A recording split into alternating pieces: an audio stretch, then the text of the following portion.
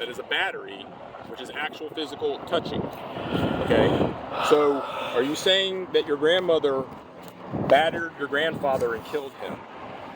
My grandmother. Excuse me, my bad. Your aunt. Are you saying that sorry about that. Are you saying that your aunt battered your grandfather and murdered him? No, it's not what I'm saying. Okay, that's what this applies to. That's what that statute applies to. The statute applies to all three of us. Remember, there's three different victims. Okay, so you're saying... There's three different victims here. So what you're referring to is back in the 90s, when you had your clothes taken off...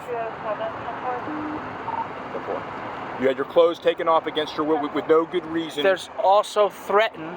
If somebody makes a threat, like, I'm going to kick your ass. Okay. Like, that's a threat. Okay. That didn't happen in the 90s. When was the last time that happens? When I told my mother she had who her real father was. Mm-hmm. It's a couple weeks ago. My aunt confronted me out in the parking lot. I was just going to work. Okay. And she happened to because she parks her car right where she parks in our driveway. And so I can't use our own driveway. I have to park in the street, which is my mirror's busted up and all this other shit. All right. So anyway, she does all this other shit, and then I come outside and I don't know she's going to be there, and she ambushes me, and then she fucking starts screaming at me, and then she's yelling at me for, like, why the fuck did you tell your mother that? What? I don't know what you're team. Yes, you do.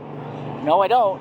Yes, you do. And we go back and forth, and then she goes about your father, or about her father, or whatever. That's very cruel to do. Have the police been out on a domestic disturbance call with you guys? They came out to do a welfare check. Okay. That's in the report. So the police were there? That's in this report right there. Okay. Is that the only time the police have been out there? As far as I know. Okay.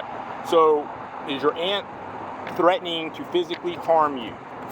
Yes, she's done that a whole bunch of times. Okay, I'm talking about recently. Is she like she's done that a couple weeks ago. Like from me to you. Yeah, she's very aggressive. Like she has the ability to carry it out, and you feel afraid that she's going to hurt you. Absolutely. Okay, that's when you need to call. You can, you can call 911 if you feel like you need to. And then if I call 911 right then and there, you be realistic with me for a second, okay?